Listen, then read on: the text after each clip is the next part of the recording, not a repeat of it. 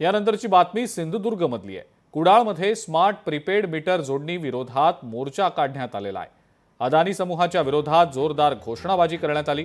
महाविकास आघाडीच्या कार्यकर्त्यांनी याचा जोरदार निषेध करत हे आंदोलन केलेलं आहे। लोकांकडून पैसे उकळण्यासाठी स्मार्ट प्रीपेड मीटरचा घाट घातला जातोय असा आरोप ठाकरेंच्या शिवसेनेचे नेते वैभव नाईक यांनी केलेला आहे।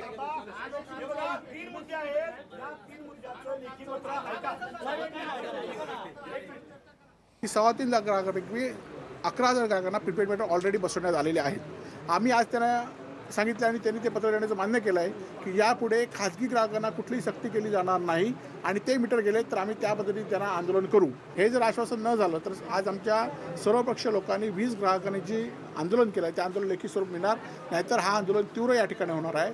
आणि मात्र एवढंच आहे की निवडणुकीत जे अदानींच्या पैशावर निवडणूक जिंकली आणि आज अदानींचे पैसे पाठी देण्याची सरकारची वेळ आली आहे, त्या सरकार लोकांकडून हिसकावून घेत आहे, हे आजच्या या अधिकाऱ्यांच्या तोंडून हे स्पष्ट झालेलं आहे।